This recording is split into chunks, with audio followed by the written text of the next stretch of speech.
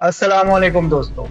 Space traffic management आम तौर पर स्पेस ट्रैफिक सिस्टम या स्पेस ट्रैफिक कंट्रोलर भी कहलाता है। दोस्तों, इसका काम टेक्नोलॉजी, इंफ्रास्ट्रक्चर और रेगुलेटरी फ्रेमवर्क का हो, जो कि जमीन के ऑर्बिट में खास तौर पर डिजाइन किया जाता है और स्पेस में मौजूद ऑब्जेक्ट्स की मूवमेंट को कोऑर्डिनेट करता है। दोस्तों, बहुत से लोग ये सोचते हैं कि स्पेस ट्रैफिक सिस्टम आखिर है क्या और ये कैसे काम करता है।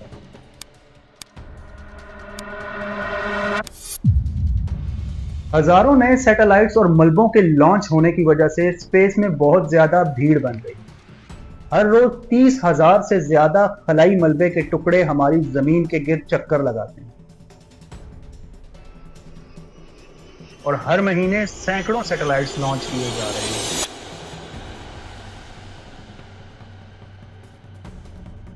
अगर देखा जाए तो माजी में सिर्फ चंद एक कंट्रीज थी जिनके पास सैटेलाइट थे, लेकिन आज 90 से ज्यादा कंट्रीज और कई प्राइवेट कंपनियां सैटेलाइट को लॉन्च कर रही हैं। स्टारलिंक और वन वेब जैसे मेगा बोर्ड जमीन पर हार्डवेयर का लफ्जी जाल बिछा।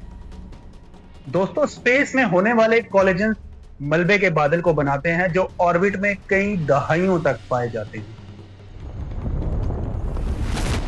हर एक मिनट में हजारों एशिया जमीन के गिर्द तकरीबन 17,000 मील फी घंटा की रफ्तार से गर्दिश कर रही हैं।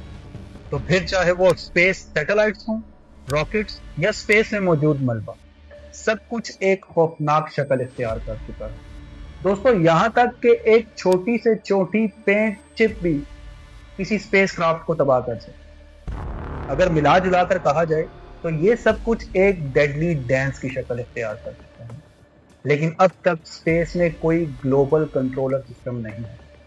इस वक्त मदार में 10,000 से ज्यादा फॉल सैटेलाइट और 30,000 से ज्यादा मलबे के दिखाई देने वाले टुकड़े हैं जिन्हें ट्रैक किया जा सकता है। हर वाज़ेह टुकड़ा डेड सैटेलाइट स्पेस में मौजूद एक बुलेट की तरह। दोस्तों, प्राइवेट कंपनियों की तरफ से लॉन्च किए जाने वाले सैटेलाइट्स के बड़े कॉन्स्टिलेशन और ऑर्बिट तक ज्यादा एक्सेस होने की वजह से कोलिजन्स का खतरा आसमान को छू रहा है। 11 जनवरी सन 2007 जब चाइना ने शी जिंग लॉन्च सेंटर से एक काइनेटिक किल व्हीकल मिसाइल SC-19 को लॉन्च किया, जिसे लॉन्च करने का मतलब अपनी ही एक नाकारा मौसमी सैटेलाइट हैंगुयन 1C को डिस्ट्रॉय करना था और दुनिया को अपनी एसैट ताकत यानी कि एंटी सैटेलाइट ताकत के बारे में बताना था। दोस्तों, इस टेस्ट के बाद अमेरिका, जापान, कनाडा और यूरोपीय नेशंस ने इस टेस्ट पर बहुत ज्यादा तनकीद की, क्योंकि इस टेस्ट की वजह से 3500 से ज्यादा मलबे के दिखाई देने वाले टुकड़े स्पेस में बिखरे, जो कि 200 किलोमीटर से 3800 किलोमीटर तक की ऊंचाई पर फैले और बहुत से टुकड़े अब भी स्पेस में मौजूद। जवाब में अमेरिका ने भी सन 2008 में अपने एसैट टेस्ट को अंजाम दिया, जिसे ऑपरेशन बर्न फ्रॉस्ट का नाम दिया। दोस्तों, एक एसैट टेस्ट का मलबा ऑर्बिट में मौजूद तमाम ममालिक के असासों को खतरे में डाल सकता है।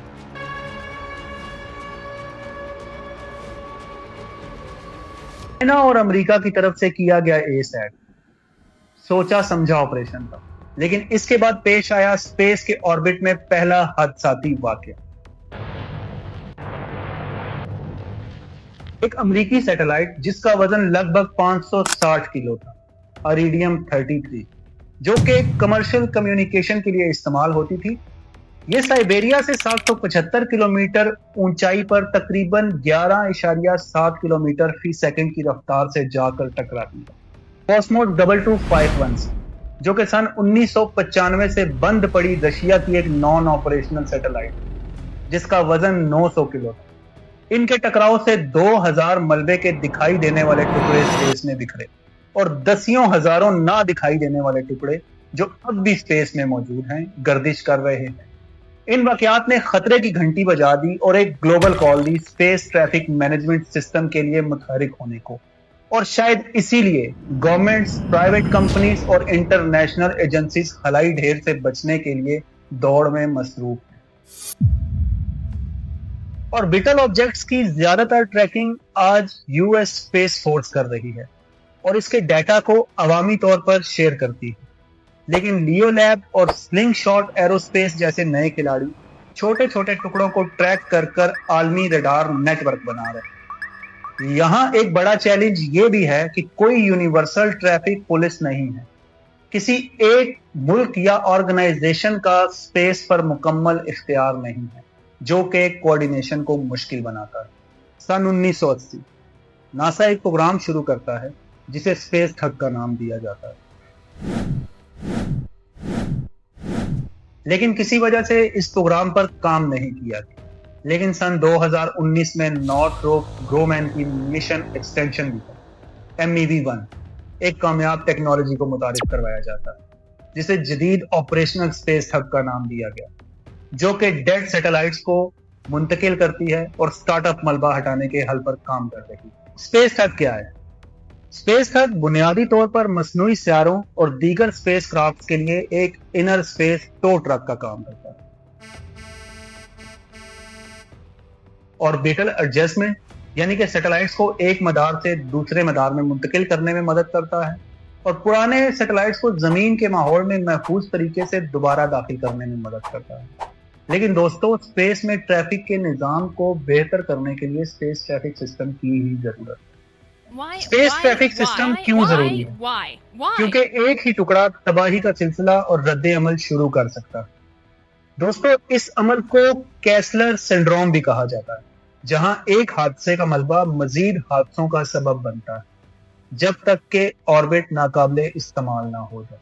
چونکہ دنیا اس وقت کمیونیکیشن اور ڈیفنس سسٹم کے لیے GPS پر زیادہ انحصار کر رہی ہے، لہٰذا اسپیس سے محروم ہونا تباہ کن ثابت ہو سکتا ہے۔ Actually space traffic system prevent collagen سے حفاظت کو بہتر بنانے اور اسپیس تک سسٹینیبل ایکسس کو یقینی بنانے میں مدد کرتا ہے۔ اگر سادہ الفاظ میں کہا جائے تو اسپیس ٹریفک سسٹم ایک ٹریفک کنٹرولر کی طرح کام کرتا ہے، لیکن اسپیس کے لیے۔ جس طرح ایئر پلینز کو درمیانی ہوائی حادثات سے بچنے کے لیے کوآرڈینیشن کی ضرورت ہوتی ہے، ٹھیک ویسے ہی سیٹلائٹس اور اسپیس کرافٹ کو حادثات اور انٹرفیرنس سے بچنے کے لیے ٹریکنگ مینجمنٹ کی ضرورت ہوتی ہے۔ اسپیس ٹریفک سسٹم کیا کرتا ہے؟ Track objects in orbit. مطلب دوستو، اس کا کام آربٹ میں چیزوں کو ٹریک کرنا، ریڈار، ٹیلیسکوپ اور سینسرز کا استعمال کر کے تمام سیٹلائٹس، ملبے اور دیگر خلائی اشیاء کی نگرانی کرنا ہوتا ہے، کیٹالاگ اور پوزیشنز کو مسلسل اپڈیٹ کرتا ہے، کولیجنز کی پیشن گوئی کرتا ہے اور ممکنہ قریبی نقطۂ نظریہ حادثات کی نشاندہی کے لیے فیوچر کے آربٹ کا حساب لگاتا ہے، یعنی کہ قریب سے پیش آنے والے حادثات کی نشاندہی کرتا ہے اور فیوچر میں ہونے والے آربٹ کے بدلاؤ کا حساب لگاتا ہے۔ اس کے علاوہ اس کا کام خطرے کے پتہ چلنے پر سیٹلائٹ آپریٹرز کو وارننگ بھیجنا ہوتا ہے، اور اس کے coordinate menu overs satellite owner کو ملبے یا دیگر سیٹلائٹ سے بچنے کے لیے ایڈجسٹمنٹ پلان کرنے میں مدد کرتے ہیں، انکنیکٹڈ ایکشنز کو روکتا ہے جو نئے خطرات کا سبب بن سکتے ہیں، لانچز اور آپریشنز کو منظم کرنے میں اس بات کو یقینی بناتا ہے کہ نئے سیٹلائٹس محفوظ پروٹوکول کو فالو کریں، اور رشی ایریا سے بچنے کے لیے آربٹ سلاٹرز یا لائنز کو بھی اسائن کرتا ہے۔ اسپیس کے لیے ہوائی ٹریفک کنٹرول سسٹم کا تصور کرنا ایسا ہے جہاں ہر ایک سیٹلائٹ فلائٹ پلان کو فائل کرے، آٹومیٹڈ سسٹم حادثات سے بچاتا ہے، اور آربیٹل ہائی ویز کا انتظام حقیقی دنیا کے ایئر ہائی ویز کی طرح ہوتا ہے۔ دوستو، ہم ایک نئے دور میں داخل ہو رہے ہیں جہاں اسپیس ٹریفک اتنا ہی حقیقی ہوتا جا رہا ہے جتنا کہ زمین پر رش کا وقت۔ ماہرین نے پیشن گوئی کی ہے کہ ہمیں بین الاقوامی معاہدوں اور AI سے چلنے والے کوآرڈینیشن کے ساتھ ساتھ شاید ایک نئے اسپیس اتھارٹی کی بھی ضرورت ہے تاکہ ان سب کی نگرانی کی جا سکے، اور شاید اسی لیے حکومتیں اور کمپنیاں ایک smart automated space traffic system بنانے کے لیے دوڑ میں لگ رہی ہیں۔ AI کو حادثات کے خطرات کو تیزی سے تلاش کرنے کی تربیت دی جا رہی ہے، اور سیٹلائٹ جلد ہی ملبے سے بچنے کے لیے اپنے آٹو پائلٹ سسٹم کو لے کر جا سکتے ہیں۔ خلا اب آخری سرحد نہیں، وہاں ٹریفک مینجمنٹ صرف حادثات سے بچنے کے بارے میں نہیں، یہ آنے والی نسلوں کے لیے اسپیس کے مستقبل کی حفاظت کے بارے میں ہے، جب تک ہم یہ نہ سمجھ لیں کہ اس کا انتظام کیسے کیا جائے۔ اگر ہم اسپیس کو سیف، ایکسیسیبل اور سسٹینیبل رکھنا چاہتے ہیں تو ہمیں رولز فالو کرنا ہوگا، ہمیں تعاون کی ضرورت ہے، and we need actions too. क्योंकि वहां सड़क पर गुस्सा करने जैसी कोई गुंजाइश नहीं है दोस्तों। तो आपको क्या लगता है, क्या दुनिया में खला के लिए आलमी ट्रैफिक कंट्रोलर होना चाहिए?